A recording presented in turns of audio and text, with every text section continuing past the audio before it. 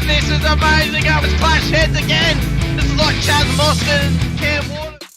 It's motorsport, but not as you know it. Test yourself and your everyday road car. Safe, affordable, but most of all, fun.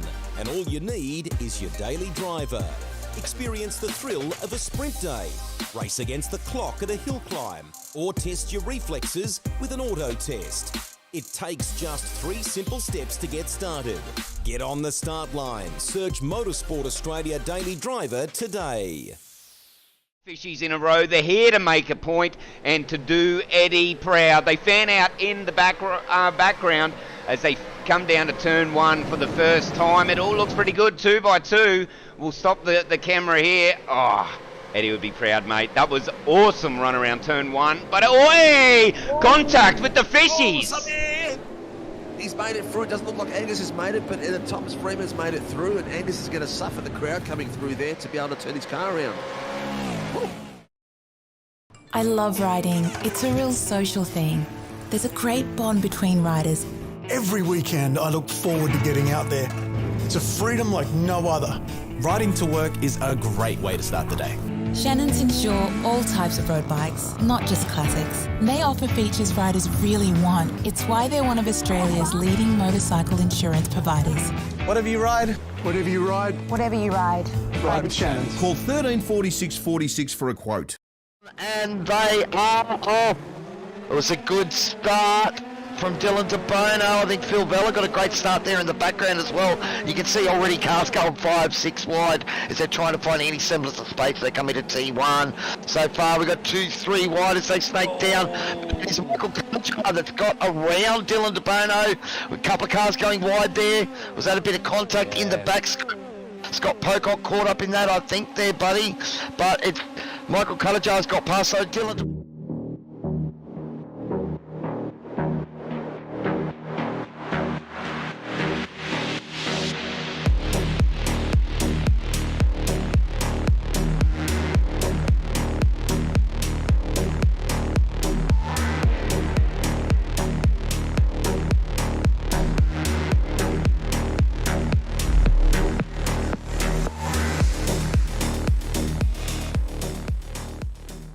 Light is coming out and we're about to get going, and we have a green light and a very slow start for the 86s, but they are moving out there on the grid. It would be very interesting to see exactly which driver can capitalise on this first lap. Just go through the grid. Look like Jamie Christensen had a really awesome start to get ahead of Dylan De Bono, and Doug Gowage also jumped his teammate as well, so unfortunately Dylan stalled the car a little bit more than what he preferred. But Weekend in, weekend out, Motorsport Australia officials are making waves. From waving flags, waving cars through pit lane, or responding to a wave for help. Wave hello to new lifelong friends. Who knows, you might just make waves around the world. Ride the first wave. Search Motorsport Australia officials today. They're still great classes of car, and if you are able to, if you're coming up the ranks on iRacing through the licenses, it's a fantastic sort of laneway into prototype driving, going from that GT3 up through the prototype classes. As the safety car pulls in, and we get ready to go green as we come up towards the line. Edwards, Hasler, who's going to get the jump down to turn 1, or will any of the fishies, any of the piranhas in behind them, assault them down towards green and they're off. First lap? Let's go here. We've always had a few cars. They're all special. The T-Bird. Oh, that's mine. The Combi for when we want to get away. The XR8. It's going to be a classic. They're all insured with Shannons. We've also got Shannon's home and contents cover, which helps protect our automotive collectibles, tools and memorabilia in the home and garage. If you're motoring enthusiasts like us, it's got to be Shannon's. Shannon's, insurance for motoring enthusiasts. Call 134646 for a quote.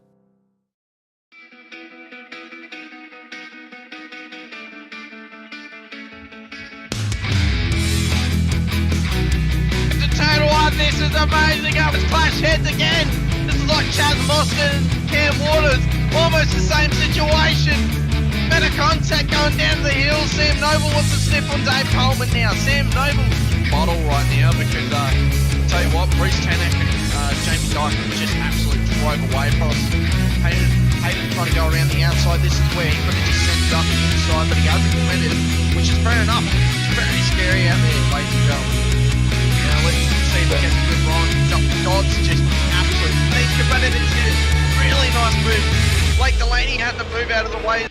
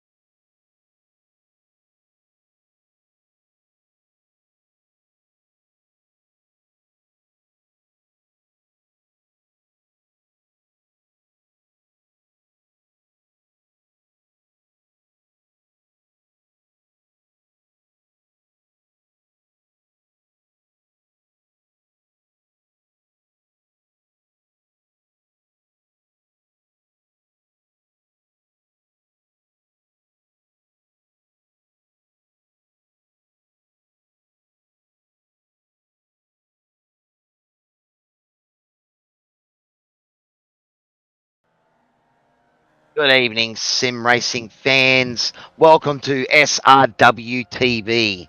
Tonight we jump back into the world of open wheelers for the first round of the new 2024 season of the Motorsports Australia Formula V Nationals. It all starts with a double race here at Okayama, where the bragging rights are reset. It's a new car for everyone, and it's all back on the line. It's Cowy, your average sim racer here, together with James JP Parfitt, who will be sharing the comms duties as well as looking after tonight's action. Now, welcome to the team, JP. I hear you've got a little bit more experience than me in doing these broadcasts, buddy. Yeah, it's been a few years, mate. Let's just put it that way, that I've been up to this wonderful world of commentary within sim racing. It's going to be an interesting one here at Okayama, I think. These guys are going to have some very exciting action to deal with. You know, they're in a car that's literally 1,200 cc's. It's no more than your average fast motorbikes, to be honest. They've got 4 gears, but they will not use all 4. And if they do use all 4, then they're going to have a problem, because they don't want to be going down into first. And really, at some corners, they don't want to be going down into second. I think the interesting thing is how they're all going to cope going into turn 1. They've got literally 27 people registered in the session at the moment, and 27 little Formula V's hurtling down into turn 1. It could become very interesting. So let's see how they all get on. But it should be a good one, I think. I think we've got a good calendar up and running as well. You know, 9 rounds of action. We started off, as you say, with a double header at Okayama before we go into VIR, or Virginia International Raceway. Laguna Seca, that's going to be an interesting one. I'd love to see how these guys cope with the corkscrew. Alton Park International, Oran Park Moto, Summit Point, Lime Rock, Charlotte, and then they're finishing at one of the all-time epic circuits at Tsukuba. And I don't care what anybody says, I love Tsukuba. I think it's going to be amazing. Well, I'm more thinking about that T1 there, and are we going to go like 10 abreast into T1 in these cars? Because you could fit a few of them across the track there. Yeah, I think that the thing is, it's how they all get these cars off the line, and they're not the easiest to get right, and that's the problem. They've got to make sure that they get them off the line in a way that they're able, shall we say, to get moving. Because if somebody stutters or somebody sort of doesn't get it off the line, it's never going to go well. We've just finished practice. We're going into 15 minutes of quali before we go into race 1, which will be 20 minutes. Warm up 5 minutes after race 1, and then the feature 20 minutes with a reverse top 10. That's going to be an interesting situation as well. The reverse top 10. Wow. reverse grids are always interesting in general, but this could be even more interesting, I think, there, Cowy. Well, these little things, as you said, you know, they don't take up a lot of room. You can interlock wheels there. I think it could be a bit scary for some people in that race number 2. But look, it's early days. Everyone's still trying to find their pace and how to drive these cars. But we were talking before there, JP, and you said it's all about momentum. Yeah, they've got to keep the momentum up in these cars. If they remotely try and stop the car fully, they're not going to be able to get it round the corner, and it's really difficult. It reminds me, the Radical SR10 is kind of a momentum based car as well. The FF1600 is another one. The little MX5 at times is also one where you've got to keep that momentum up. You've got to keep them revs near enough to the highest point of the gearing, otherwise it's just an absolute nightmare. You will be slow as anything trying to get these cars going. So I'm excited to see what they do. I don't think we're going to see any blistering sub 1 minute laps here in these cars. You know, it's literally a metal cow trough almost, and then that they've attached wheels on, so there's not a lot to it, but it could be an interesting one, I think. But you say that, it's got enough of a profile there that does punch a hole in the air. And we've seen with the F3s the importance of the draft at some tracks. And, you know, with these little underpowered machines, that draft is massive, you know, if you get it working for you. You've got to be close enough to make sure that you can get it working. At the end of the day, generally within about 1.5 to 2 temps, might start picking up the draft, but you're not going to see W13 draft. You're not going to see a free draft. You know, you might see them gain an odd few temps, if that really, but I don't think you're going to see them where they're able to go side by side action, you know, and unless they're close enough. They've got to be close. And I think that's one of the things that they've got to be able to do here. Like Miles Bond is literally tucked up as close as he could possibly get to the 27 car of Pete Ziegler, and this might benefit him, but unless you're that close, I don't think you're going to see the draft play into an effect. Well, you've already got a welcome out there on the chat, buddy. Pricey saying, hey boys, welcome to the team. JP, thanks for tuning in there, Pricey. You look, it's going to be awesome because, as we said, you know, a little car, you can fit quite a few of them together, and you're going to see lots of jostling for guys just trying to eke out that tiny little bit of a toe that's on offer. And that's going to mean that you need to cramp together and race closer, and that creates all the drama and action that we could want in a race. Yeah. As broadcasters anyway. I fully agree with you. Good morning, Pricey. Well, morning for me, good evening for you probably. But this is the thing, they're going through this middle section through Redman here as well. You can see he's got to keep the revs up. He's got to keep it flowing. Darren is in third gear. And as I say, normally in other cars, that's like a second or a first. Obviously, if you're in a W13, it's probably sixth or something ludicrous like that. But these guys have got to keep this up. And that's the thing. I'd be very surprised if we jump on for a whole lap here with Darren. I can guarantee he's probably not even going to go down into second. And if he does, I would be so surprised.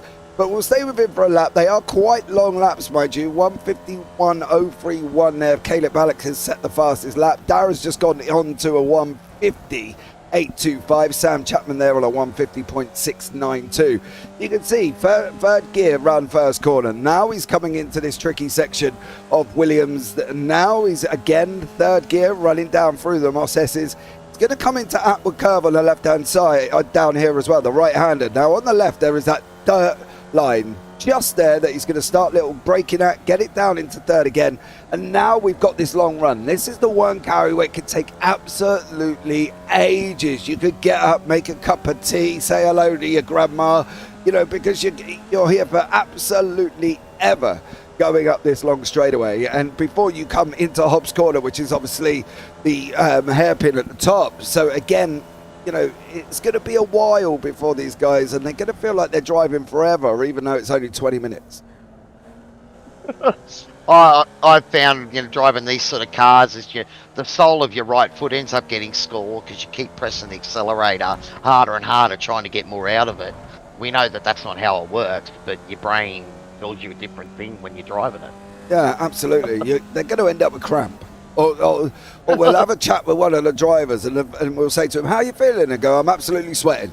Because he's been at it for what seems to be an absolute age. And I think that's the thing. It's a very tough car to drive on a circuit that seems to be at this forever. You know what I mean? You seem to be there just for absolute ever here as well. Darren's just about to go over the line. We'll see what times he can do. We've got John Schultz out there at the moment. He's on his first lap here as well. So John will see how he gets on and what goes over the line. He goes into 13th. There's a few that still haven't got the times on the board. We've got Scott Peacock currently on pole on a 150.44. So great times all round, I think. Well, Scott was getting a toe there off Darren before, and we saw Darren jump out of the way on the straight and let Scott through, so he might be ruining that. It's cost him a couple of spots. But no, look, it's almost halfway through this qualifying. Now, the big thing about it, because it is a sprint round tonight, when it hits 15 minutes, so the qualifying will cut off. So, these guys won't get a chance to finish that lap. So, you're going to want to be out there, in the next couple of minutes to get your tyres up to 10. How long does it take to get these tyres up to 10? We saw, we saw some good laps on the second lap there, didn't we? Yeah, the thinness of the tyres, they warm pretty quick. Again, it's how they work the brakes. It's an interesting thing with tyres because there's so many debates about if I weave all over the track, like an absolute madman, it heats my tyres. And then other people are like, well, no, you've got to brake, warm up the rims that warms up the tyres. And it's hit and miss, to be honest. I think the way that you drive the car is dependent on how quick you can get the tyres warm. And I think at the end of the day, there's a lot of old wives' tales. There's a lot of, he said, she said, they said, do this said, you know what I mean, beforehand.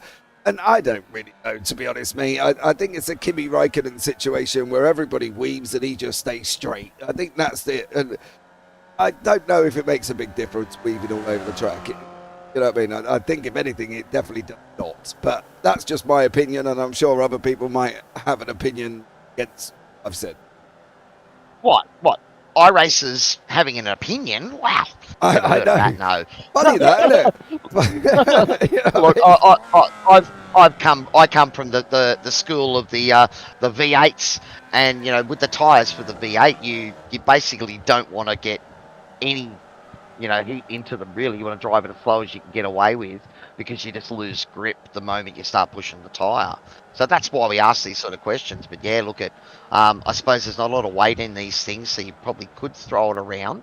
Yeah. Do we see a lot of degradation in the tyres? Do you think a 20-minute race is going to bring that into any equation? I don't think it's going to play a massive part. If we were here looking at 30, 35 minutes, I think that maybe, we'll sit back and say tyre deg could be an issue. It depends on their driving style, doesn't it? That's the thing. You've got to look at driving styles. If they're going to go in locking up the tyres and they're screaming at the tyres and they want more out of them that the tyres are going to give them, then yeah, they might struggle with tyres towards the end of the race. But if they're sensible, nice and clean and a little bit of a lighter foot rather than a house brick in the right foot, they should be all right. Daniel Byrne going over the line. We'll see what he's got. He's got some greens on the board, so he's improving there as well. If you are at home and you don't know what the colours mean at the bottom of the screen, basically green means they're doing their personal best sector, orange means they're going slower, and purple means they're going fastest overall. So we want to make sure that you are aware of that situation so you know what you are looking at. Obviously, some people might just see pretty colours at the bottom there, Cowy, and wonder what the hell's going on. Hamish Munro, another one of our producers, hey buddy, out there saying could be an interesting 20 minutes for the pencils around here. I suppose that's a fairly apt description of them. When you used to make the little pencil car at school for physics, I suppose it'd probably resemble one of these Formula Vs. But looking at the ladder there, the times up on the board at the moment, looks like we've got a fairly sort of even spread where it's, inside a tenth for the first couple of guys, Sam and Scott, and then we're looking at maybe a tenth separating each car all the way down I mean, just looking at it here, those gaps between each position is barely, more than a couple of tenths all the way down the field. Yeah, exactly. If you want to round it up, it's basically a second between first and ninth. In conjunction, in motor racing terms, yes, we love to hear a second, a tenth, a thousandth, a hundredth, and all that. In real life terms, click your fingers, guys, you've made a second. That's basically the difference. It's not very long. You could basically say a second is probably the length of the car just, I would have thought. So, come on, Cowy, they're not massive gaps, are they? Let's be honest. And anything can happen. Sam Chapman's sitting on pole at the moment. He's sitting there quite happily. He might go down into turn one, completely send it, and he's got it all Pete Tong. And then before you know it, he's at the back of the field. So who knows? Well, I'm not familiar with Sam's name. Not sure if he's racing in the IMSAs or any other series, but he's jumped straight to the top. There's quite a few of the F3 boys I can see out there racing. Scott Pocock, Caleb Bellac, Darren Fahey. We've got Peter Zeidler there as well, Daniel Byrne, Adrian Loretti. All those boys are regulars when it comes to the Formula 3. So great to see them racing on a Monday night. But we are inside, the final 4 minutes. So these guys coming around here, they might get 2 laps here. It's going to be close. So I think they're going to have to make it count. Yeah. To get 2, I think they might need to stick a bottle of Noz in the car there, buddy, to be honest with you. Because I'm not entirely sure they're going to make that. Some might just about barely make it, or they might be heartbreak cowards. They're coming around the final corner, they're on their fastest lap ever, and then the timer runs out. So who knows how it's going to work here. I think it's going to be interesting either way. They're not going to get many laps in. They're nearly rocking 2 minute a lap, Cowy. So at the end of the day, we might just about get 10 laps. At a push. Peter's getting a nice tow here, and he's in P3 at the moment. Scott Pocock ahead of him in P2, and look at Pete getting a massive tow down that back straight. All he's got to be careful is the overspeed. And Scott's got out of it there, so maybe a little bit too much because maybe he was showing orange sectors there at the moment. Daniel Byrne with a couple of green sectors as he's come around, but he's got 1 orange in there. And as you said, momentum, I suppose it'd be just as easy to, lose 2 tenths in one sector and gain fractions of a tenth in the others. And so you'd have 3 green and 1 orange bar, and it'd still be a worse lap. Yeah, Daniel Byrne with a 152 there, I think, so unable to improve his position. Yeah, I think it's all about what the offset is. It's like anything. Ben Simpson's got greens on the board here as well. He should go quicker than what he's doing at the moment on his 156.9. What's he going to go over and do here? 156.254. So he did go quicker, but not massively quicker here either. We've got the Struner cars, as you can see, right the way through, all coming over the line, setting times at the minute. So the timing tower is going to flick around quite a bit for us here. So we'll give these a minute before we bring you where everybody is. But they've just got to make sure. One of the things they don't want to do, they don't want to come into this race and think, I've got to win. I've got to win. I've got to win. It's not about that. Yes, as much as we'd love to be at the front and as much as we'd love to win, it's not about that for the first few rounds. You've got to get points on the board. The saying goes, to finish first to first, you've got to finish. And if they're not finishing the race, they're not going to score. So they've got to be aware. Get points on the board, bud. Whose side are you on, JP? Come on, if you're on the broadcaster's side, buddy, then it should be all centered, boys. Come on, give us some action. Hey, as much as I love this, what I don't want to see is 15 pencils up in the air on turn 1. You know what I mean? Because let's face it, for me and you after that, they're all going to be in the pits and we're going to be sitting in, talking about Bob who's driving around on his own. It's just about getting points, isn't it? They've got to be sensible. Get points on the board. If you don't get points, you're not going to get anywhere. Get some points on the board. Don't be silly in race 1. And make sure that if you can, the idea with a multi-heat series like this, where you've got 2 heats, I do a series in the Clio's that's got 3 heats. You've got to make sure that you get points in each one. That's what you've got to do. Know. Kevin O'Neill out there saying a couple of seconds is a hard gap. to close in these things. He is right. Yeah, Ray, Jace only a second off the pace, doing all right for his first time out in the car. Well, that is qualifying finish there, buddy. You want to take away and read it all out? Yeah, you got Sam Chapman on pole position with Scott Pocock in second. Peter Ziedler there in third with Caleb Bellick in fourth. Darren Fahey in fifth with Miles Bond in sixth. Dave Roberts in seventh. Daniel Byrne in eighth with Jason Douglas in ninth and Andrew Loretti in 10th. James Madden in 11th with Bradley Cheney in 12th. I hope I said that surname right there, Bradley. If not, I do apologise. John Schultz in 13th with Dean Sinkovich in 14th. Kaio Philo in 15th. Kyle Stevens 16th. Tyler Sheep 17th. Di Fieldman in 18th, Mike Rush in 19th, Stephen Sinkovich in 20th, Martin Walker 21st, Kevin Wakefield 22nd, Ben Simpson 23rd, Tyson McAvoy in 24th place. Well, he's our race controller, I think. He's our race controller, he is, Tyson. Yes, so he is. And then we've got Tyson and Daniel looking after that, so I think it's Jackson and Steve. Domain. And Steve Heaton, yeah. So Daniel and Tyson, our race controllers for tonight. But yeah, buddy, I thought I would let you read all that out because I'm sure our Aussie viewers out here are a bit sick of my accent. And, you know, get that authentic British accent in there, buddy. You know, cup of tea to get it going in the morning. No, mate, I'm not a tea man.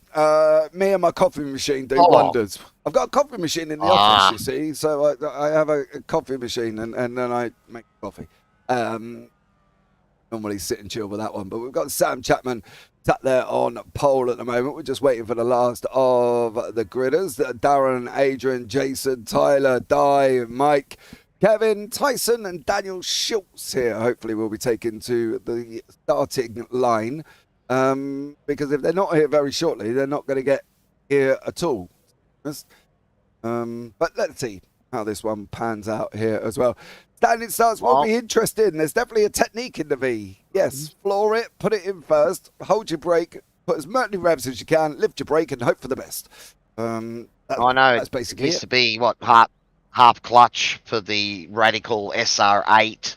And I think the only time I drove these things, I used the same technique and it worked okay. Don't know if that's fast, but I think we've seen already, you know, there's probably a few guys out there that haven't put the same level of practice in as others. I mean, as you said, there was only about a second separating the, you know, the first through to about 10th. But even beyond that, that middle battle pack from sort of 10th down to the mid-20s is going to be close. And although you said 20 minutes is still a long race and you need to take your time, you know, we all know what race starts are like. You know, any spot you can get at the start are golden. We'll just have to see if anyone's prepared to really take that risk early on or they're still getting their feet in these cars. Yeah, you don't want to last the first by the first corner though, bud, because I can guarantee you ain't made that through cleanly. And that's the worst thing. You don't want to try the last the first challenge by the time you get to the first corner because you're going to be in trouble. And I guarantee there's probably going to be some very unhappy drivers if you've made it from last to first. Put it that way. No, says Kevin O'Neill. Floor it after brake and clutch, otherwise you're on for a jump start. Yeah, you could try that, but you're in a Formula V and it's 1200 cc's, mate. It's no quicker than a Yamaha motorbike. But here we go. The lights are going to be coming on right about now as well. Somebody's got smoke coming out their car there. 5 lights here as well. Now we're up and running. It's green, green, green here for the opening round of the Motorsport Australia Formula 3 National. Sam Chapman got off the line there. Absolutely flying. Scott Pocock coming through in third place. He's lost a place to Peter Ziedler once more here. Jason Douglas trying to nuzzle his way through the field. Currently up 1 spot as well. But it is kind of action, action, action here. And they've all got to make it through. But I can tell you what, Sam Chapman is gone, gone, gone. He is absolutely flown here away and no issues for Sam Chapman whatsoever. Peter Ziedler, Caleb Ballack side by side going down now into Atwood Curve before they go up the long straightaway here, Cowy. Di Feldman jumped to the pits there. Kyle Stevens, Tyler Sheeps had an issue and Stephen Sinkovich as well. So a little bit of action at the further back. Oh, he's on the grass. That's not going to go well. No, don't ever crash on a straightaway. I'm No words, Cowy. No words. Yeah, with a car upside down there, I'd say we're going to get a visit from Mr. Safety Car, but they didn't want to yield. The problem is, I think, it was that Peter that was off the track there and rejoining. You know, you've got to rejoin safely, so it'll be interesting to see how race control deals with that situation. I did hear the drivers calling it out. Yeah, well, I'm not... And it is a safety car. Safety car has been called, so we'll be out on track. Well, we did say we were in for some big excitement. It wasn't turn one. At least we made it halfway around the track. Well, some of them did go down into turn one. Carl Stevens here as well. Not too sure what happened to him. But he looked like he had an issue as well, unfortunately. Oh, that's coming down into William. There's both. Tyler Sheep, see the sympathetic spin. That was the sympathetic spin, I think, from Tyler as well, was it? Yeah. And, then what? The 1-1-10 goes over the top there as well. So that was Ben Simpson. Yeah. Well, I think the first slide took the first car out off the track, and Tyler managed to sort of park it in the middle, and everyone had to react. Yeah, and then look at that. That's not a good look, is it? Let's be honest. You're upside down in your first race. You've not made it very far. I was going to say 2 cars on their roof on lap 1.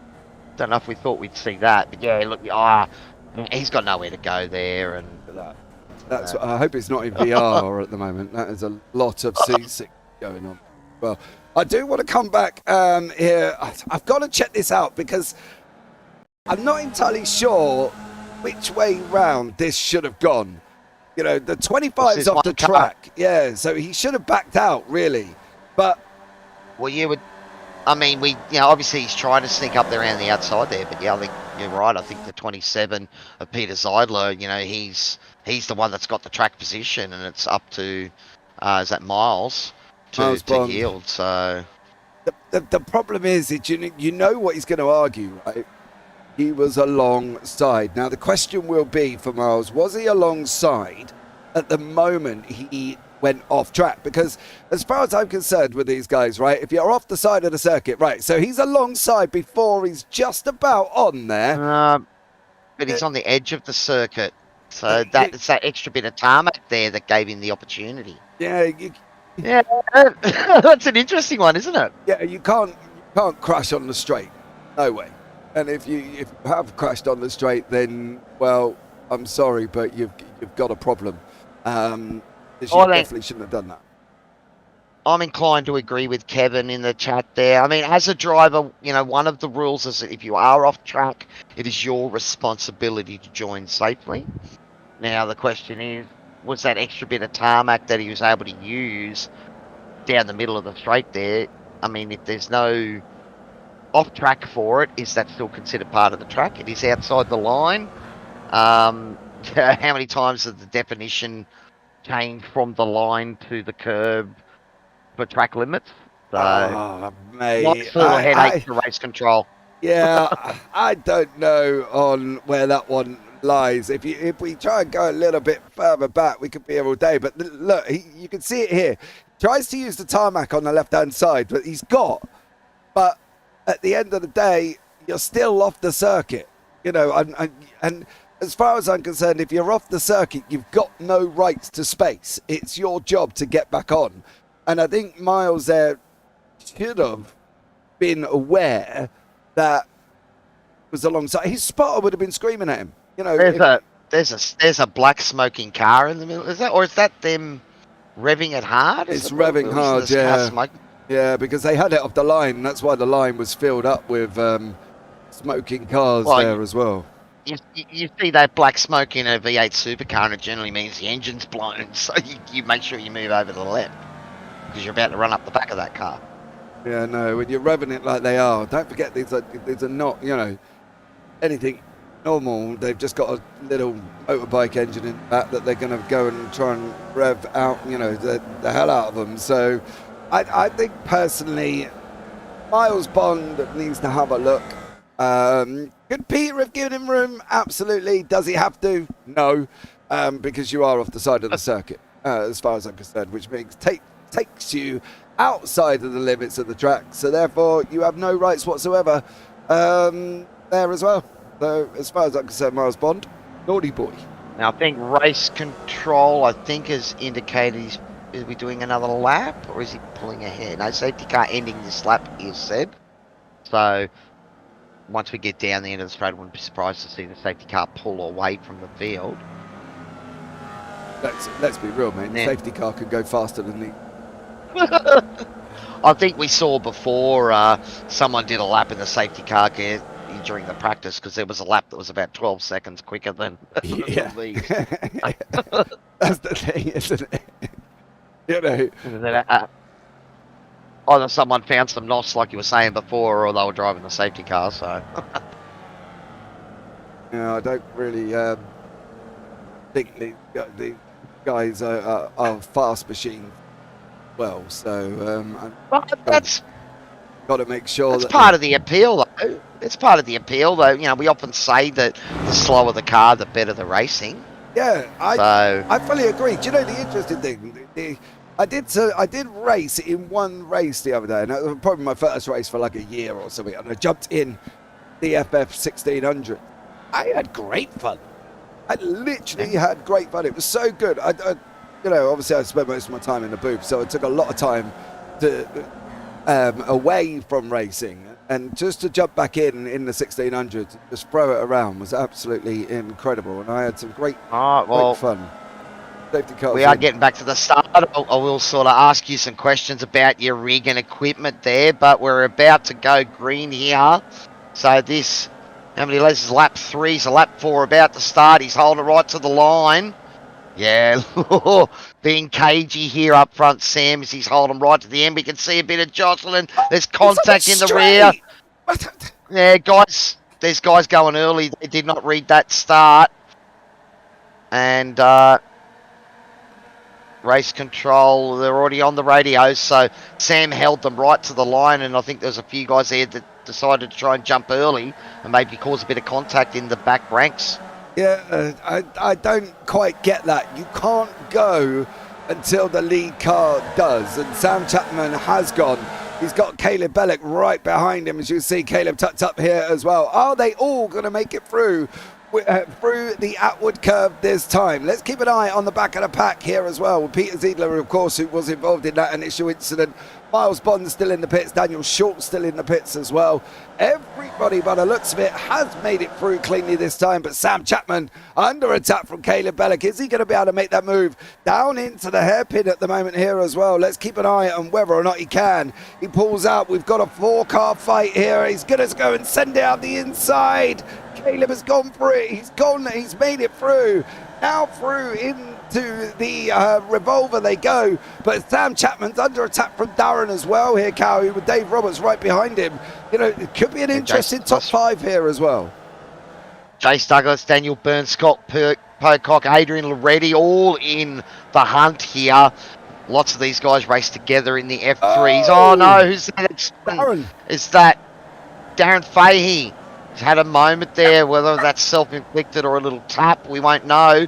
But that's put him well back, P14 now, just ahead of Peter Zeidler. So that was costly, but the action is still going on up front. Jason Douglas putting some pressure on here. He's got Daniel Byrne, up his inside now, making a move as well.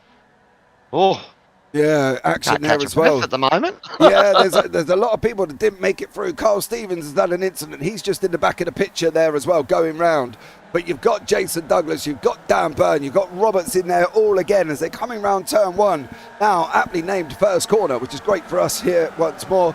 Through Williams they go. They've got to now try here and stay with the car in front. We're 10 minutes in. They've got about 9.5 minutes, give or take here.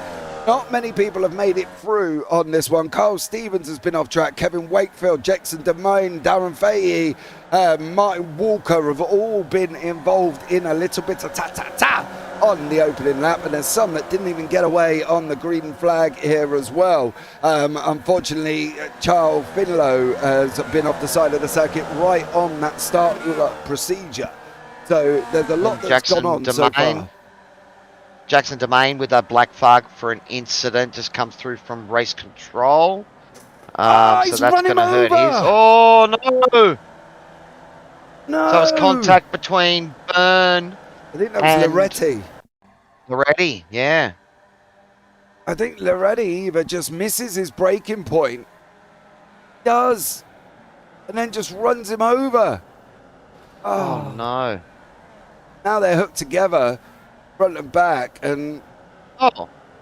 Jackson didn't get black flag. He's had it cleared, so it was an error there from race control. So apologies, Jackson.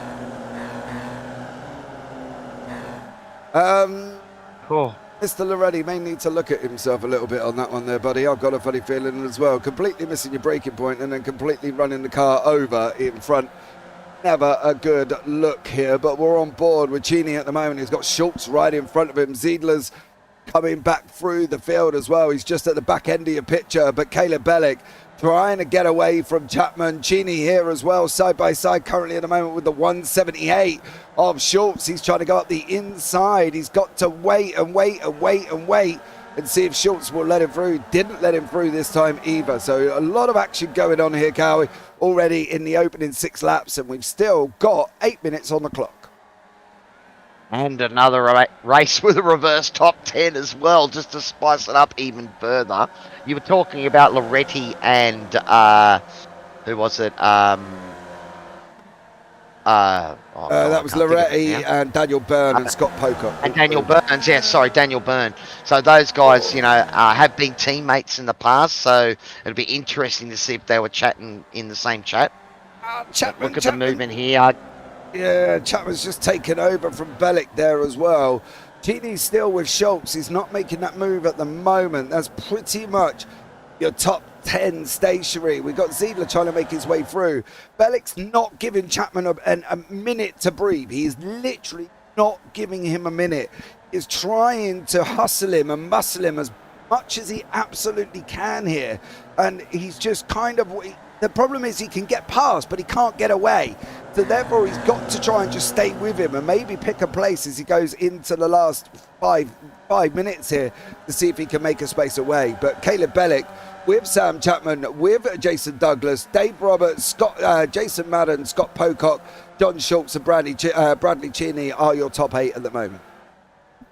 Well, you're talking about the fact that the toe's not as powerful in a car like this, but you need to be close. Well, look at how close Caleb Bellick is here at the moment. Is he going to send it down the inside? We've noticed that, I think it was Sam that got him after the big long toe down that back straight, so maybe Caleb waiting for that. So does it then become a question of, you know, do you want to be second on that last lap, or do you want to be first? It's that old saying of what comes first, the chicken or the egg? You know what I mean? Oh, the egg, that's right. Yeah, or how long's a piece of string? Well, it really does depend on how long you cut it and whether or not you can believe the chicken came first. But there's never an ideal scenario. You can see here Bellick's trying to run side by side with Chapman as they're going up into the hairpin. Yeah, he got a great exit. There's no way of guaranteeing what's going to be the best format to do. Do you take the chance and then you might mess up? Or do you go early, like Bellick's trying to go through now on the hairpin, is later on the brakes. Rui goes here with Chapman. Douglas tucked him right behind him, sitting back just enjoying the show currently. There's no real reason for Douglas to get involved apart from to try and stay with these guys. That's probably about as best as Douglas needs to do here, Cowy, I think, on this one. Well, it is one of those things too. We've seen that Caleb and Sam did have a little bit of a gap before, but much like happens in the F3 races, the moment you get a couple of cars battling together on the same piece of track, they tend to take a bit of speed out of each other and give a chance for other people to join the battle. Jason Douglas now right up on the back of this.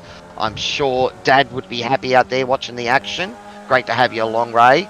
And all right, another penalty has been come out. That's Adrian Loretti has been penalised by race control for that incident. Are we surprised? No, I don't think so, buddy. And I think that he's probably just as mortified as we were seeing it, because I know what Adrian's like. He's not that sort of racer. He's made a mistake.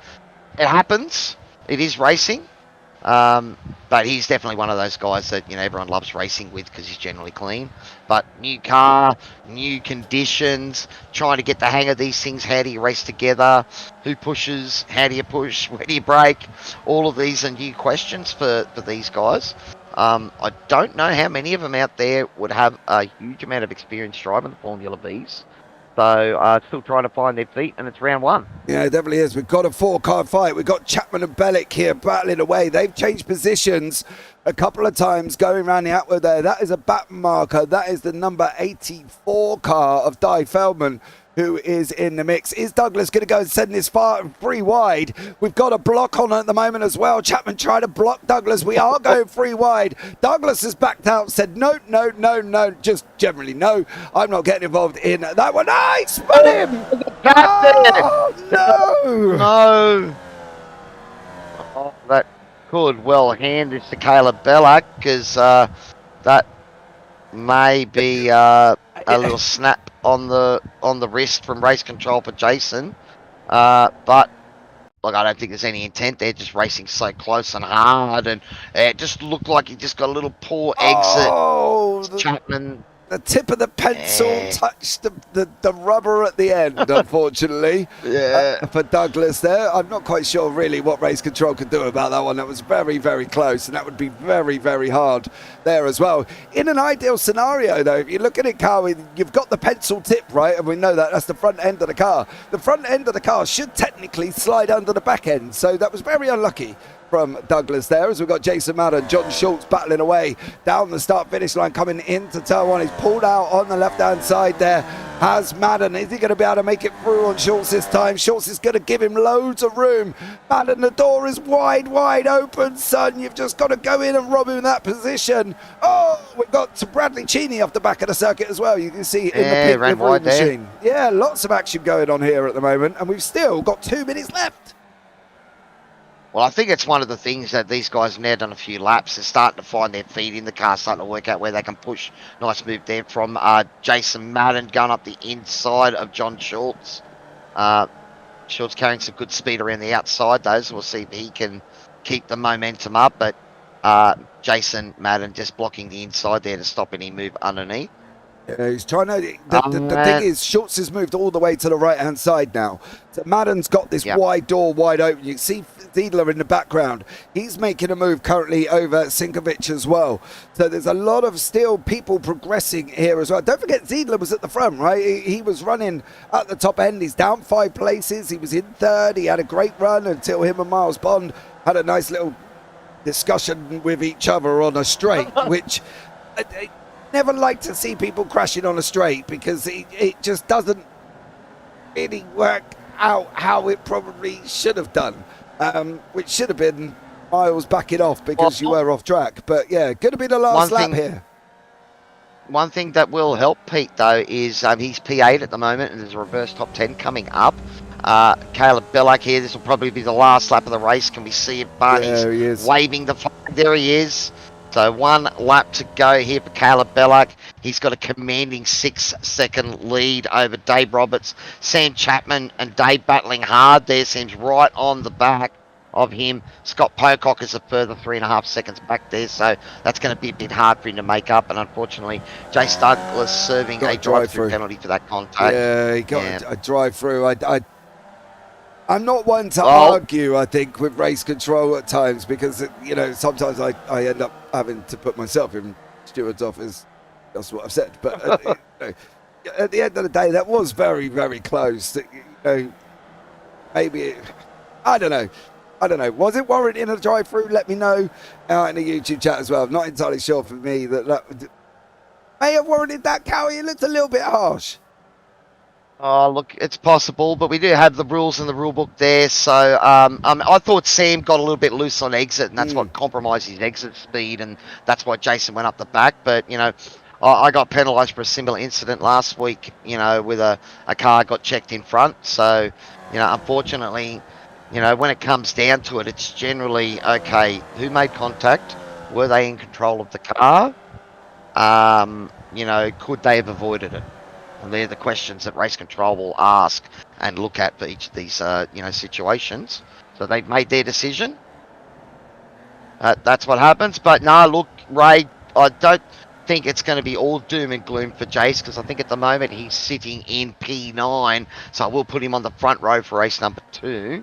Yeah, so Caleb it's not all coming round. doom and gloom. Yeah, Caleb coming round now. He's going to take the victory in race 1. Caleb Bellick runs out there as well. He does get the job done. Victorious in race 1. What's happening further back is Dave Roberts. Is Chapman? It's going to be Chapman down to the line there as well, with Jason Madden also there. But Schultz did manage to hang on to that front position. So great job from him. Want to pick up on Daniel Byrne. He's having a good old scrap down here as well for Daniel. So Daniel Byrne and also Kyle Stevens, they're going to run down to the line as well. This is the battle for 17th and 18th. Is he going to be able to get it through there as well? I don't know. They're going to be tight. He's being squeezed. He's being squeezed. It is Stevens by the nose there as well. So great run down to the line from them two. Awesome. That's it. It's going to be interesting. Ray, look at possibly some. I think the driving standards seem pretty good out there from the boys. One of the things that you've got to keep in mind when you're trying to deal with a tow is, you can move once on that straight and then you've got to hold your line. So we're seeing early on the guys moving right over to the right there, to block that pass. And, we've seen a couple of times guys trying to go even further right that isn't going to work. Put you off the track. Yeah, you don't. Is that Jackson Domain? Yeah, he's just coming down over the line now as well. So, obviously, he's up 4 places from where he started with. So I suppose that's a bit there for Jackson here as well. But let's bring you up the results here, Cowy, from race 1. Okay. Try that one again. There you go. There we go. Yeah, Caleb Bellick is your winner. He takes that win in race 1 with Sam Chapman in second and Dave Roberts in third. Scott Pocock comes over the line in fourth with Jason Schultz and Jason Madden crossing the line not very far apart in fifth and sixth. Peter Ziedler in seventh. He did have the contact with Miles Bond, of course, on the straight, which puts Pete back. Battled his way back to 7th there as well.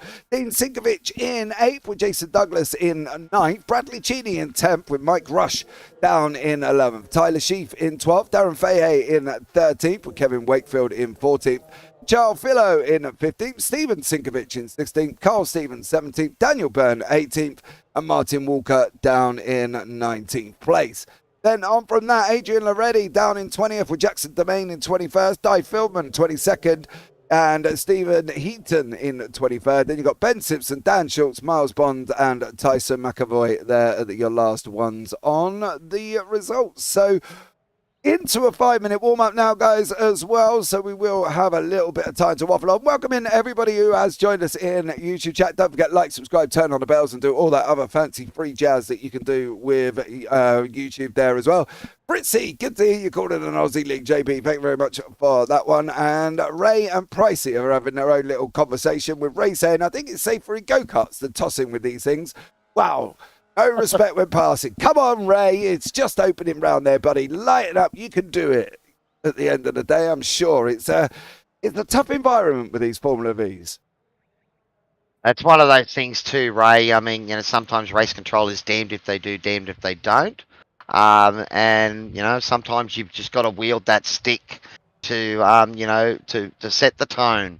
Unfortunately, but look, it was good close racing. We didn't see any malice in any of that. It's just, guys trying to, take advantages. The rules are there for those reasons, but, that doesn't necessarily stop us from having good hard racing, and that's what we saw in race number 1. Reverse top 10, good hard racing with just a splash of Russian roulette in there as well. Yeah. Whenever you're going in with an open wheeler and you're going in side by side, as soon as them wheels lock, you're going, one of you's going up in the air. Without a shadow of a doubt, one of you is going up in the air. Do I agree with Ray? Should be no drive-through, just a racing incident. Well, I do to a bit there, Ray. And so, I do agree that at certain points there it needed to be looked at. It was a racing incident. It was, as I say, Sam, I think, got loose on the exit there coming out the hairpin as well, Cowy. And I think at the end of the day, did Douglas have anywhere to go? Yeah, look, I hear you. I will also say that, the other side of it is that race control will look at a lot more of the angles than we will. They'll look at on board. They look for the turning point, where the driver's braking, all that sort of things. It does make it hard when there's no brake lights on the car too. So, again, I suppose because they're running so close together, the propensity for incidents is probably higher with these cars because you're trying to eke out every kilometre you can, every K per hour you can to make the most of it, and that forces you to run close, use that toe, try and get a slingshot. But yeah, look, we only get to look at a couple of quick incidences from the broadcast seat. We're not jumping in and looking at all of those angles. So yeah, look, in defence, it's a thankless job, race control. But, without them, we couldn't have some great racing. I think, there's a stewarding race control is kind of a bane and of an existence for some people because, as you say, they're damned if you have them, you're damned if you don't have them, and then they're never going to be right, and that's the problem. In everybody's eyes, they're going to be a different perspective of, that shouldn't have been this, and that shouldn't have been that, and that shouldn't have been that. And at the end of the day, we generally just turn around and say, well, look, what would you expect them to?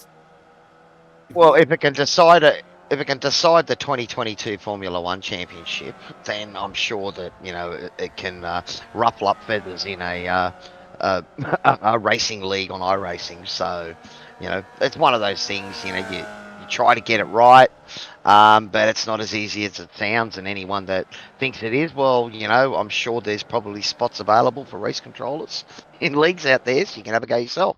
Yeah, absolutely. I do fully agree with you on that one. Warm-up has come to an end now as well, guys. Let's bring you up the grid for race 2. Bradley Cheney is on pole with Jason Douglas in second. Dean Singovich in third. Peter Ziedler in fourth. Jason Madden fifth. John Schultz in sixth.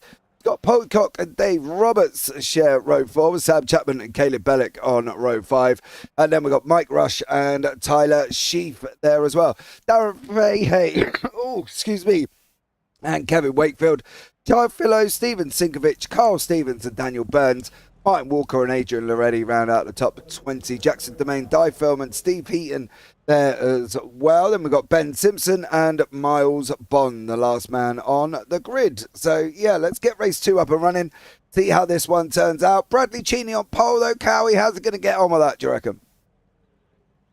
Well, I think, Jace Douglas is going to be the dark horse here as well as Peter Ziedler. Both of those guys, getting involved in incidents in race number 1, but they're still near the front of this race, and they're the ones that had the pace to battle at the front when we got going in race number 1. So I'm expecting more of the same from those two. I think, like everything, our eyes are going to be back looking at P10 around there and see how the guys that were fast in race number 1, see how they do in race number 2. To agree with you there, sir, as well. I think race 2 is going to be interesting. Jace Douglas now has got to sit back and go, race 1's done. I've finished. Race 1 is finished. Let's crack on now as well, and we'll see how it goes. For him, he's got a great opportunity for redemption. He can just go and should, get clear Bradley and take the win. Because that's where he's at. That's the position he's in. He's been blessed to be on the front row. Yeah, not an ideal in race 1, and I get that, Ray, and I appreciate that. But at the end of the day, he's now got to go out, and he can just go and show what pace he's got here, Cowy, and try and get away from the rest of these guys. Well, we saw how Sam Chapman got a great jump at the start of race number 1. It was the safety car that sort of brought it all back. And, because he had built up, or what was it, over a second lead after 1 lap, and that might have been enough for him to, break that toe and run away with it. Of course, the safety car changes things. So, one of the things I actually did forget, I normally do with my producer, is how many safety cars do we think we're going to have in the night? We've already had 1. Do you think we're going to get another one in this race? Yes. Do I think we're going to get any more? No. Just the 1? No. Okay, just the 1. I'm thinking the guys are going to go clean this time.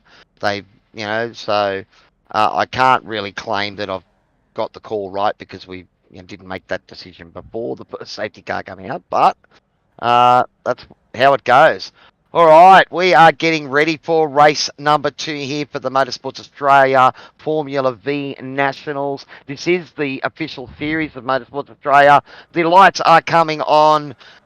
5 orange lights, and then we'll see the field go. Can Bradley Cheney and Jace Douglas get away quick? Some good starts. There's someone bogged down. I think that is Seidler that bogged down. Yeah, and another goes. Who's that? Madden that's gone up. No, Scott Pocock, I think, made contact with him then, but it is Cheney that has got the job done at T1. Jace Douglas is tucked right in behind, and Dean Sinkovic, he'd be stoked running up near the front, and a good showing has got clean, a little bit of a gap, bit of a battle there between Dave Roberts and Sam Chapman in the background as well, and Caleb Bellack right in the middle of that as well. Yeah, Douglas trying to go excitement as we expect. Yeah, I think that's the thing. Zidler didn't get off the line, but Douglas did. He did an absolutely stellar job. Bradley Cheney there got away right clean at the beginning. There's been an incident again further down here as well. It looks like Stephen Heaton has got himself caught up, but we are going 3 wide at the moment here down into the hairpin. How is this one going to work out? Well, it's only going to work out if they all make it through. Oh, who's that diving in the... That's Caleb Bellack at the back there with a big dive, but he's kept it under control. That looked scary there for a moment, but he managed to stay on top of it. Cold tyres, that's some pretty good driving. He did get the car stopped there for Caleb Bellack. Caleb has jumped 6 places on the start already. We'll have a look back at the start very, very shortly. I think Peter Ziedler didn't go anywhere, but Bellack's on a mission. He is on a 10th to first challenge by the end of the first lap here, by the looks of it. I don't know if he's going to get it. He's got Douglas in front of him. He's got Cheney in front of him. Adrian Loretti has been caught up as well in something else along this opening lap here. But a great start from Caleb Bellack. And you can see the Struner cars right behind him, Cowy, as they're coming onto the start-finish straight. Sam Chapman up 4 positions as well. We do have the table up there for you now, Kevin. Normally the standings won't go up until a lap has been completed. Jason Douglas trying to get a run around the outside here. Caleb Bellack diving up the inside as well. So it's nice and close. First through to 7th, all battling hard here. And then there's another 3 cars for the rest of that top 10 that aren't far behind. This is the sort of train we expected to see, and we can see them all wiggling down that the middle section here, the front section, I should say. Oh, Jason Madden with a little lock up there, but he's got under control. Who's going for the big exit here? Sam Chapman getting a lightning run through that corner. Yeah, they're going to be... And again, straight over to the right to block it. They're going to be free, try and go 3 wide here as well. You can see them in front of us. Action on the screen. This is Douglas, Cheney, Madden, Chapman, Bellick and Roberts. They're almost taking it 4 wide up into the hairpin there as well. There's going to be contact. Oh! That's Cheney into the back. I think was that Jason Douglas got caught up in that as well. I think maybe Madden as well. So, but... do these cars brake very easy? I mean, you get that sort of contact in a Formula 3 and the car will be broken completely. Well, it looks like they maybe got away with any major damage. Yeah, Cheney's in the middle of your picture. You can see now he goes in hot. He ties up wheels with Douglas. Oh, yeah. Misses his braking point and everybody else. Look, there's even contact further back. Dave Roberts, Scott There's a spin on the inside there. Yeah, there was a contact all the way through there, bud, as well. And unfortunately, it's that sort of knock-on effect where somebody breaks in front of you.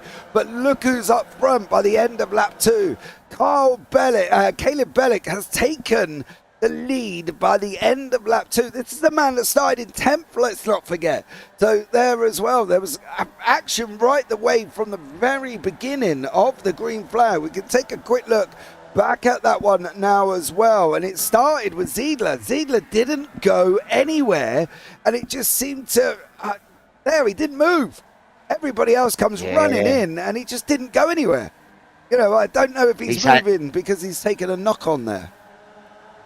Well, I don't know whether he stalled it off the line, which he said it can be difficult to get these things underway. He's already had to pit for damage, so using his fast repair available. I'm not sure if it was 1 or 2 fast repairs for the drivers tonight. 1.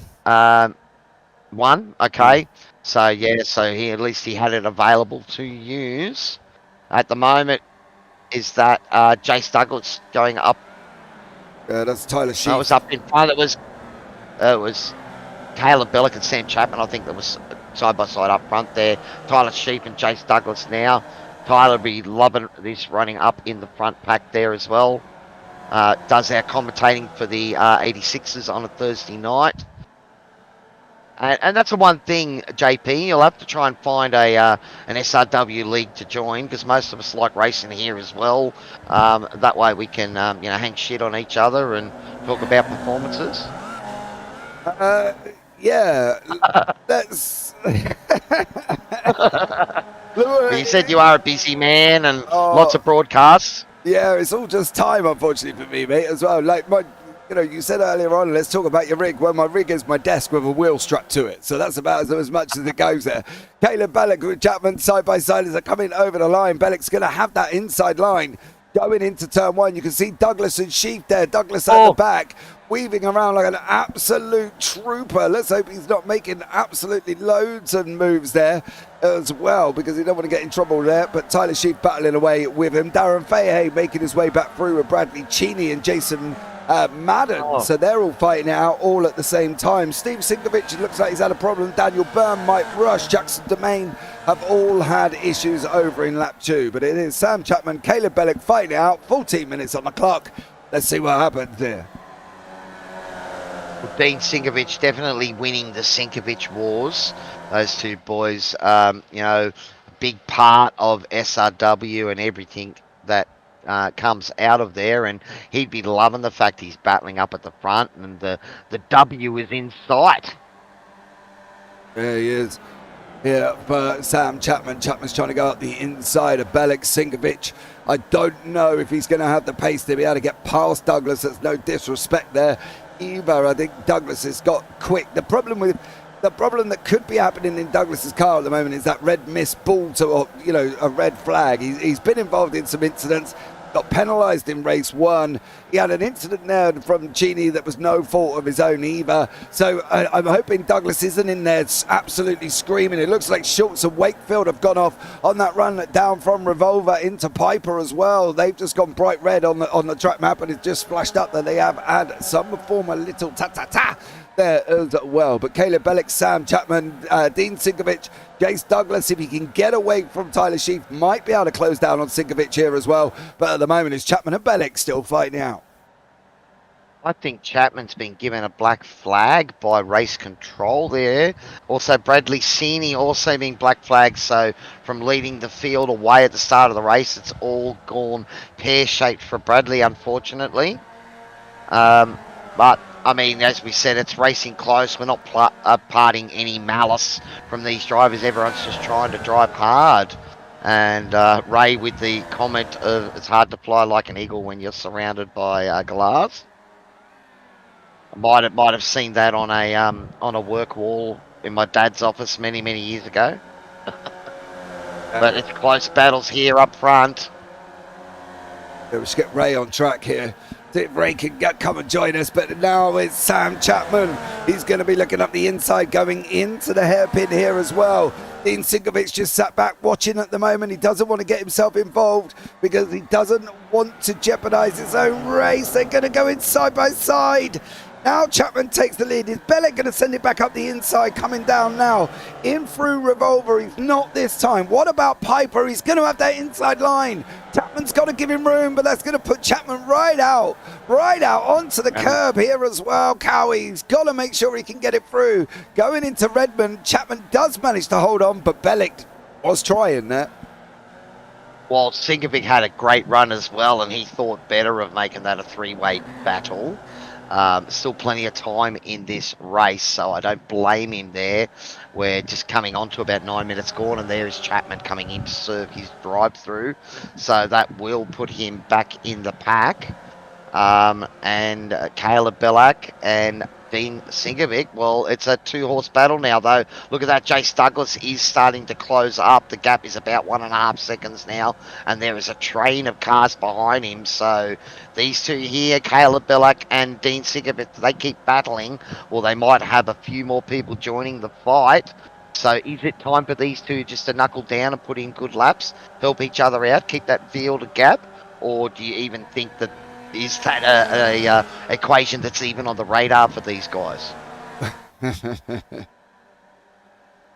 Have you ever heard of racing drivers working together?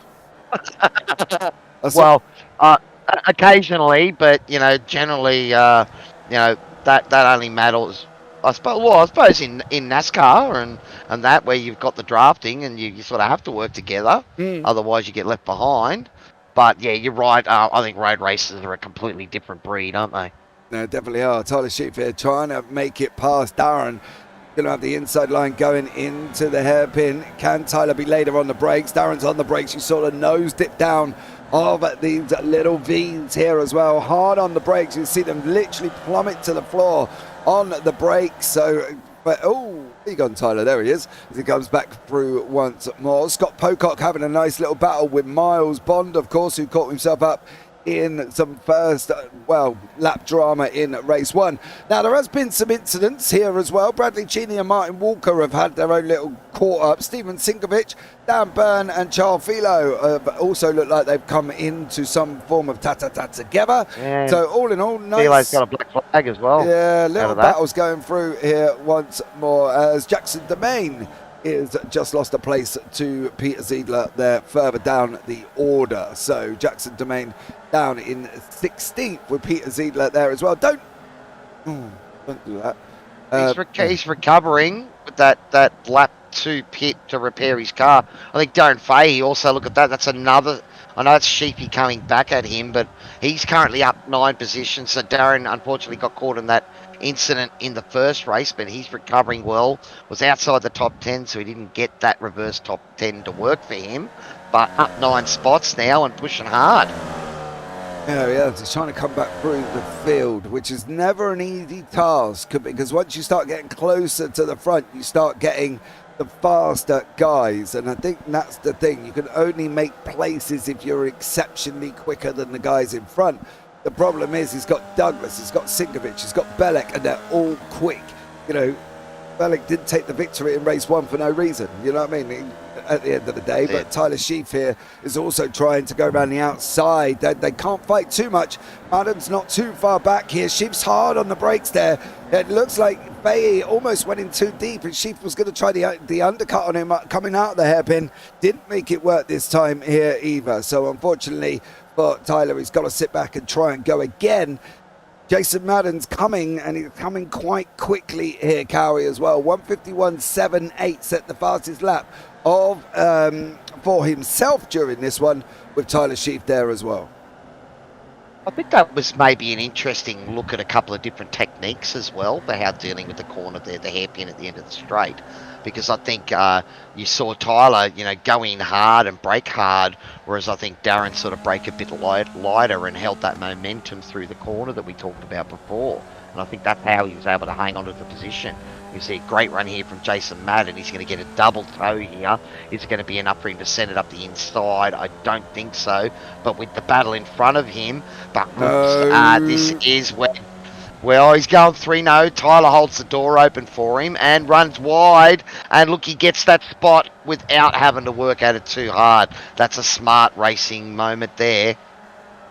I think he put him off enough, Cowy, that basically that's where Tyler caused an issue. He saw Madden pull out. We saw Madden pull out on board with him at that point as well. We both sat back and sort of gasped here. Tyler's trying to come back through with Bond, of course. Bond, who got himself caught up, funny enough, on this very straight with Peter Ziedler. Yes, but we know he's fast because he qualified up the front there and he's showing speed now. But yeah, you're right. Look, I think the little peekaboo moment, maybe that's what caught Tyler out there. But great driving from Jason, picked up a couple of spots. He's trying to go around the outside now. Darren, is he going to be able to make it through the hairpin?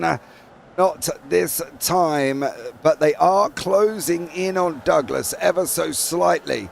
So for Douglas, he's got to be careful to make sure that he doesn't end up getting caught up in this battle. There's Douglas just up the road there. So for him, he needs to be a little bit more quicker for Douglas and get a little bit of a move on as he's coming round Redmond now. And you'll see in the background, there they are, of Jason Mann and Darren Fahey. There is a back marker in the middle there as well on this one. So hopefully that back marker will politely remove himself from any form of scenarios. There you go. Well done. And he does. Good job. Yeah, look, it's getting interesting. We're coming into the final 5 minutes of our second race here for the Formula V Nationals. Thanks to Motorsports Australia for bringing this here. It is the official Motorsports Australia official series. Jason Madden here with a nice toe up on the back of Darren Fahey. And as we said, Darren up 9 positions.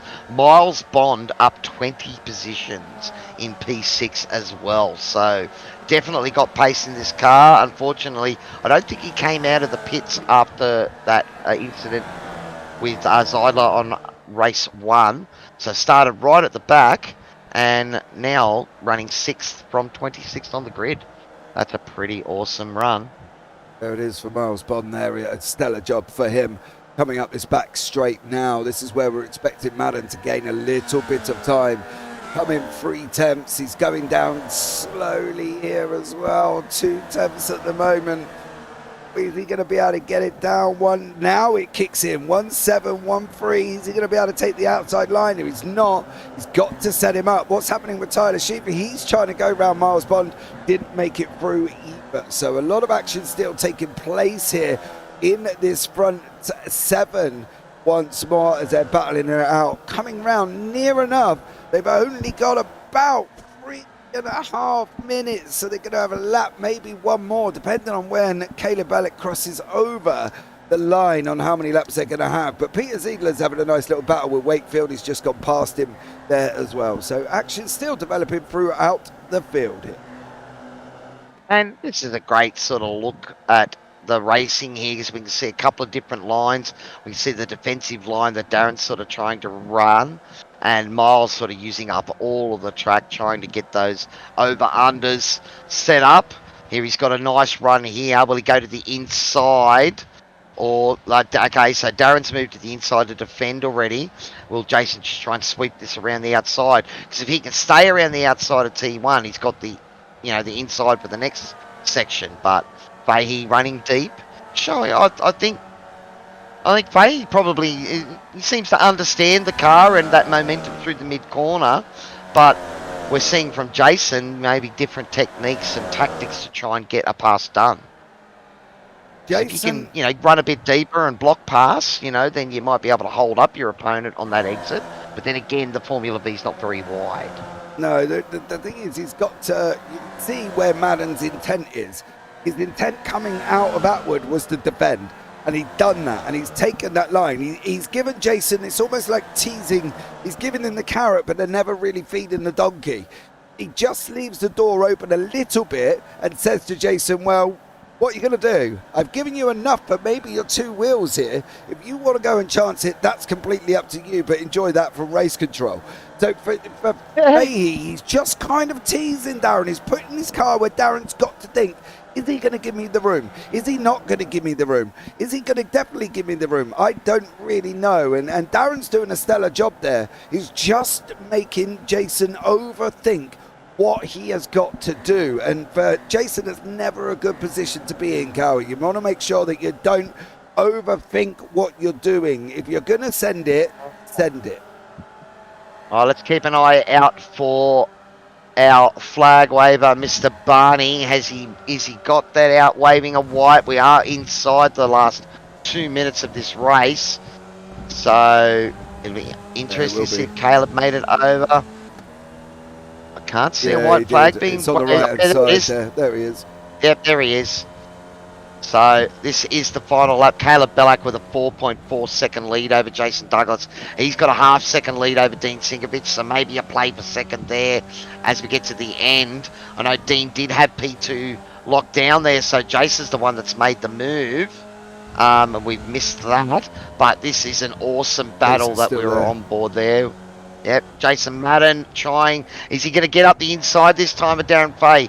Is that tactical by Darren to then use the toe and the slingshot down the back straight? Is it that strong? That's the problem. Jason's doing the It same has thing. been. You can't. I wouldn't be surprised. I wouldn't be surprised to see Darren run wide there to really focus on a big exit. Let Caleb have the corner and then make sure he's faster here. No. You can see there he ran it wide. So terminology that people who know me have heard me say like that for Jason Madden. If you're going to leave the door open that wide there, son, you are going to get burgled. There is no way on a final lap of the race would that door have been left wide open. Darren wouldn't have done it. Anybody in front of him wouldn't have done it either. And that for me, that wasn't great. He should have locked it up. But we've got Caleb Bellick coming over the line here as well. With a double victory for Caleb here. 2 races tonight here at Okayama for the Motorsports Australia Formula 3 Nationals. And it is Caleb Bellick that comes away with the W on both times and will take the round win. Jason Douglas P2. Dean Sinkovich in the back there doing wigglies down the line. He's stoked with his podium finish as well. And Tyler Sheep, Miles Bond, Jason Manning, they're all mixed up here in this battle. I think that was Scott Pocock trying to get on the back there. So Tyler Sheep hanging on to P7 with a good drive. Yeah, this is Di Feldman and Jackson Domain as they're coming around the final corner now as well. It's going to be them down the final part. It's going to be a run down to the line between Feldman and Domain, and it is looking like Feldman is going to get that run and takes that position there as well. So I think it's Domain got around the outside there, I think, on that last corner. So that was a good drive.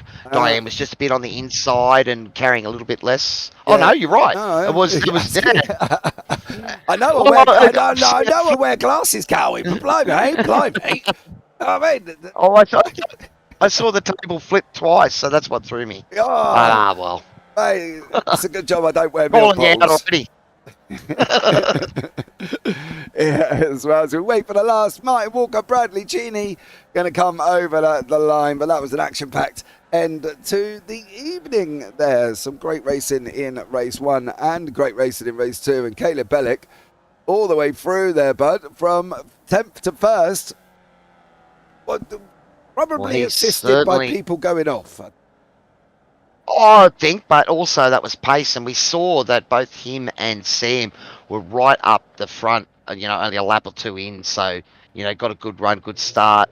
I think, Peter Zeidler's non-start there at the grid maybe shocked things up as well, but some great driving. But, certainly coming away with all of the points tonight, Caleb Bellick for Pioneer DJ Racing. He's finished ahead of Jason Douglas for Dynamic Spin Sports. Dean Sinkovic, well, it's been a while since we've seen a Sinkovic on the podium, and he's going to be absolutely stoked at that. And Darren Fahey, Jason Madden, we saw that great battle there for the last few laps. Miles Bond with a good redemption drive from 26th on the grid, finished P6. Sorry, Tyler Sheep there in P7. He was right in the thick of things, and he would have been loving the battles there. Scott Pocock, P8. Sam Chapman with a bit of a moment there that dropped him back down, recovering to finishing P9. And Adrian Loretti, after his moment in race number 1, bringing home P10. Oh, what a race. Well, what a 2 races, mate. There's some great action out on track.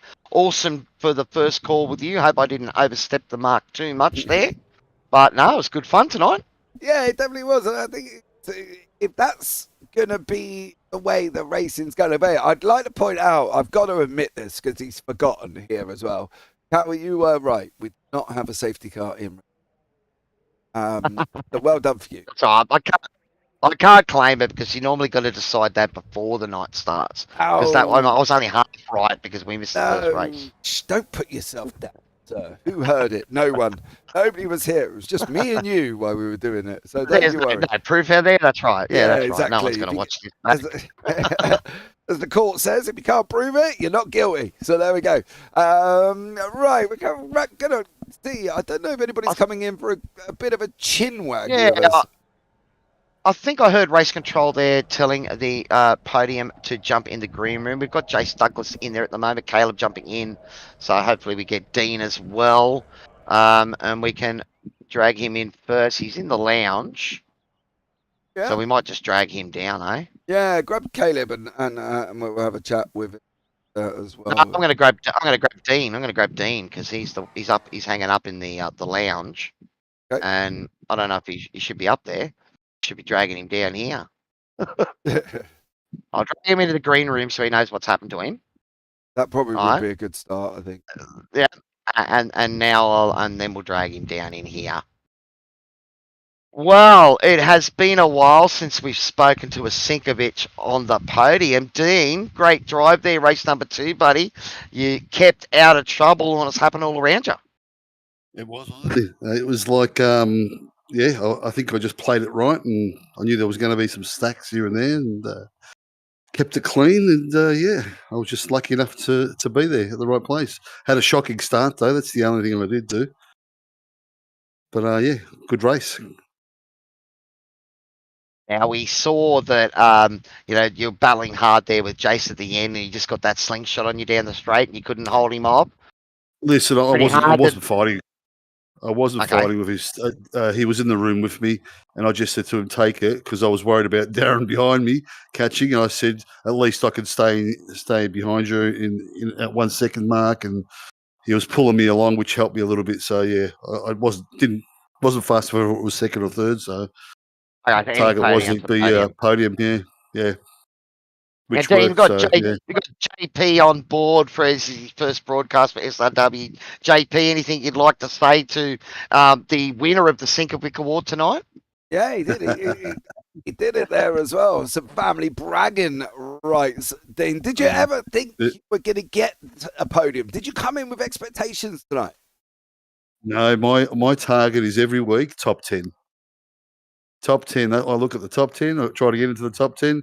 And as for bragging rights, JP, you obviously don't know me and Steve that well. I'm the better driver. Well, see, the thing is that Dean hasn't been on the broadcast, so I'm sure Stephen might refute that on Sunday and Tuesday in the comms booth. But you did it out on track, buddy, where it counts.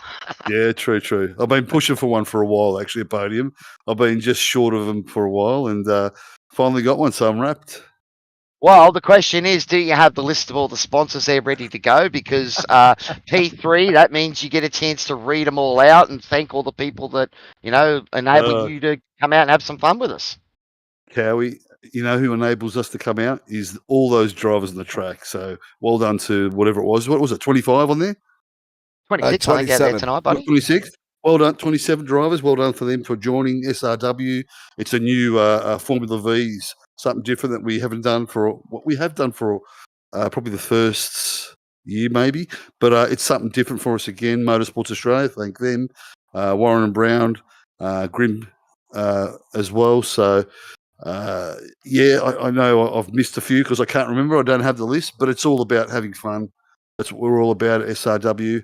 As you can see in every league, we have the great stewards, our referees who do a great job, control the races, and that's what we're all about. And having a great commentary team as you two in the box today. So well done to you both, and thank you for what you do.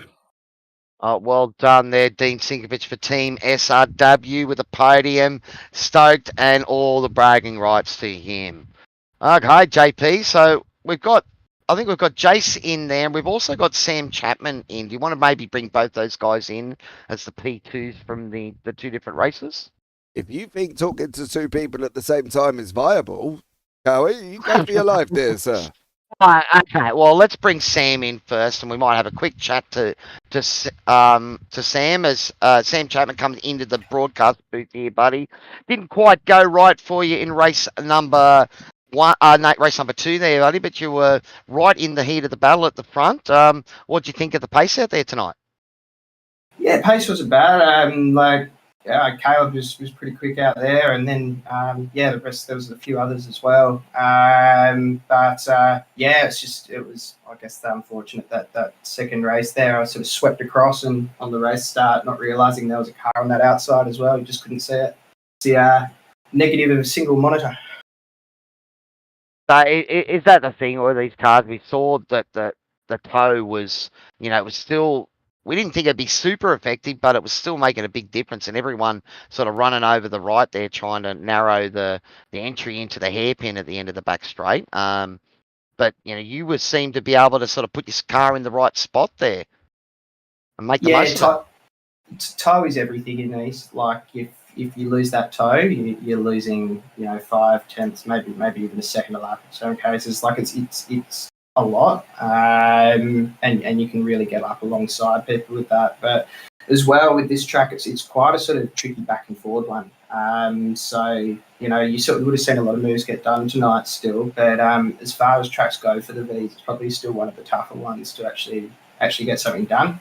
And you don't have that long straight at the end as well to try and have that line battle in the same way. So like it was good out there. It was just unfortunate on that second race. Yeah.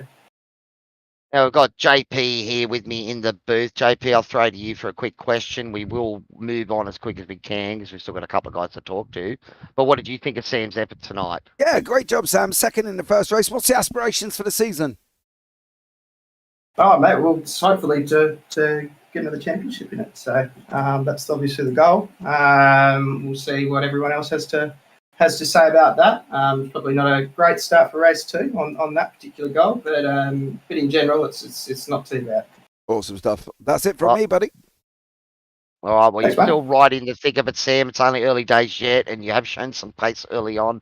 So who would you like to thank that enables you to come along and race with us here tonight, buddy?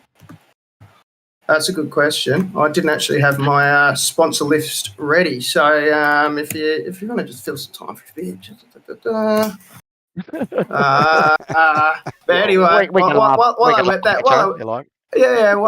I work that out, so the Dominion team, they've been good throughout this with all their sponsors, but I might have to go through them another time. But everyone for getting all this set up and up and running, and you guys for broadcasting as well.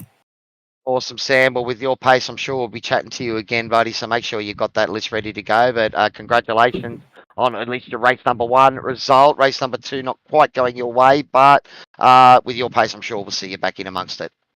Yeah, thanks, mate.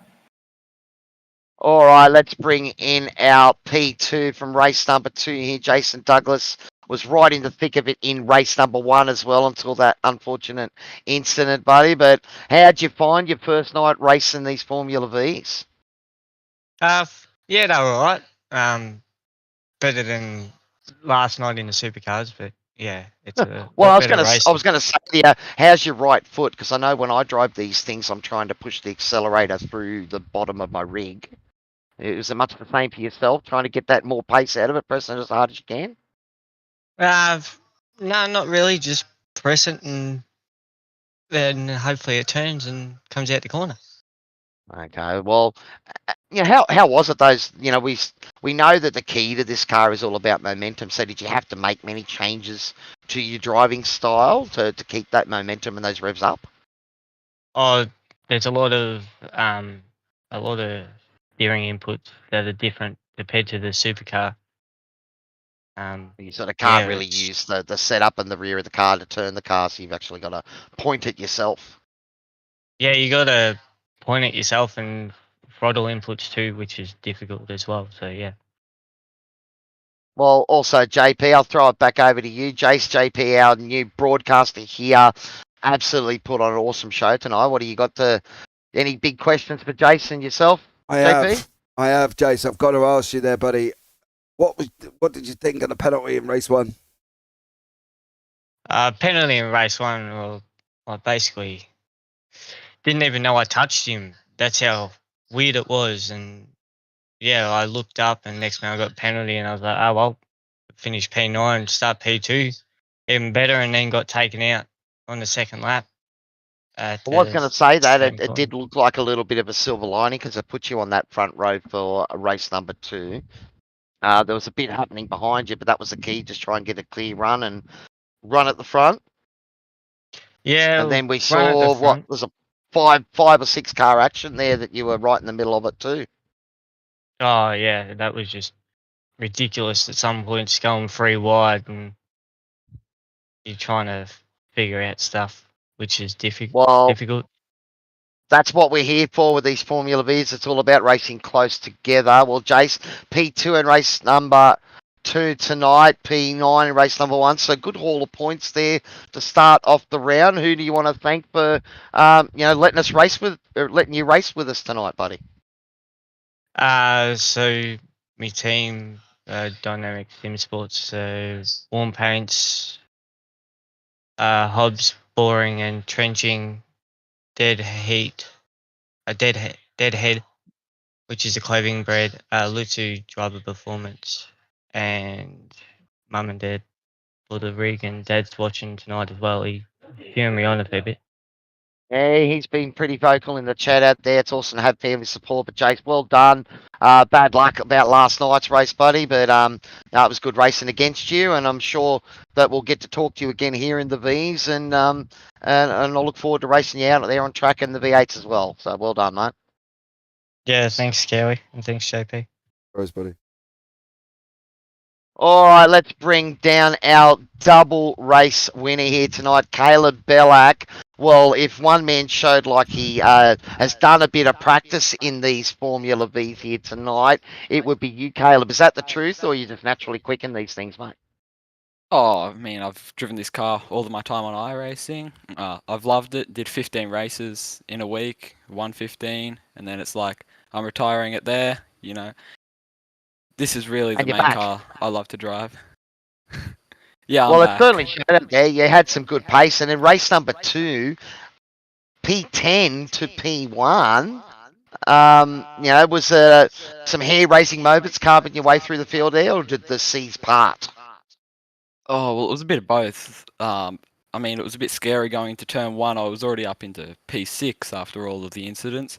Then I had to thread the needle a couple of times and work my way up to P1, which eventually I did, which is the main thing. Now, in race number 1, you saw Sam Chapman sort of sticking it with you there, and you guys battling quite hard for the first stages of that race. Do you think he's going to be your main competition? I mean, he was the one who's obviously the reigning champion. He's got a lot to live up to, so hopefully we can have some good battles throughout the season. Awesome. Well, I'm going to throw it to you again, JP. What do you got to say for Caleb here? He's had a pretty awesome night. Yeah, he definitely has there, buddy, as well. You've done an exceptional job. Are we saying, though, Caleb, if I was going to bet my house on anyone, should I bet it on you to win the championship? I mean, as long as I get the reward, right? I will split it, mate. We'll split it. Yeah, sounds good then. Bet it on me. Oh, dude. There you go. I'm done, Cowy. Now I'm just going to go and lay me bets up. Well, look, I think it may well be a decent odds-on bet for the remainder of the season. Carl, have you got any big tracks that are favourites of yours coming up in this car? I know that, Sam did say that Okayama's a bit of a difficult one for this machine, not the easiest of tracks. Well, Sam knows I don't like Okayama. It's too much of a toe fest. I'm really looking forward to the tracks more like Charlotte, the Legends course. That's one of my favourites. Always gone strong there, and hope to get a good race there. Well, you've certainly started the season off in the best way possible. Double victory tonight. Caleb, who do you want to thank out there? And congratulations on your double victory. Oh yeah, thanks to SLM Motorsport, such a great team, always helping me, and Nathan J. Allen for helping me spot during the race. SRW put on a great league, and Pioneer DJ on the side of the car. Awesome, buddy. Well, congratulations on your victory tonight. The target is now on your back, apparently, so let's see how it goes and see if you can handle the pressure. Yeah, man. Look forward to more chats here, hopefully. Awesome, mate. Well done on tonight's result, and I'm sure we'll be talking to you again in the future. Yeah, thanks, Cowy. All right, JP. Well, right, your first broadcast here with SRW, did it live up to the hype? If this is the way the season's going to go, sign me up, because I think at the end of the day, this is going to be absolutely epic. I think there's going to be some great battles.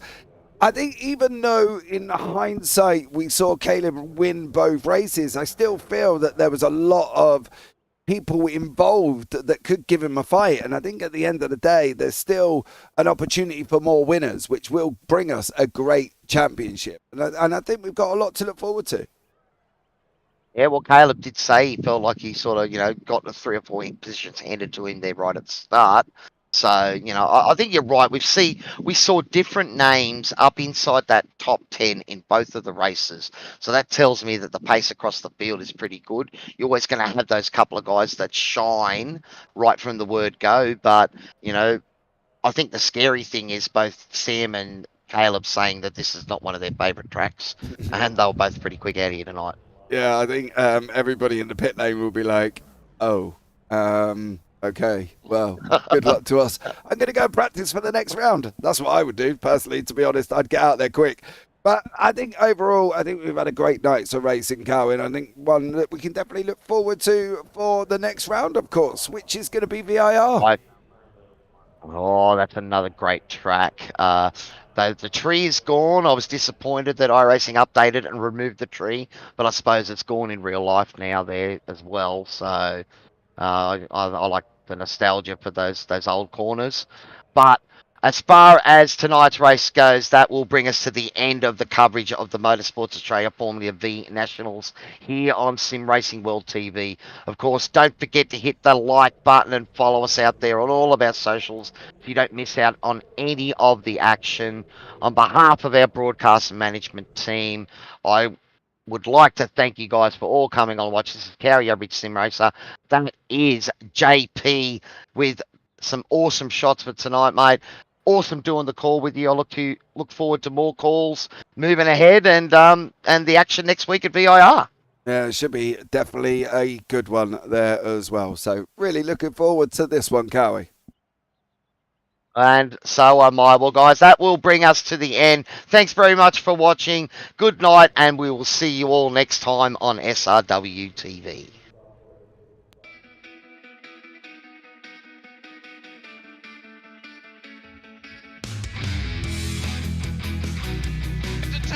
This is amazing. It's clash heads again. This is like Chaz Mostert and Cam Waters. Almost the same situation. Better contact going down the hill. Sam Noble wants to sniff on Dave Coleman now. Sam Noble bottle right now because tell you what, Bruce Tanak and Jamie Dyke just absolutely drove away.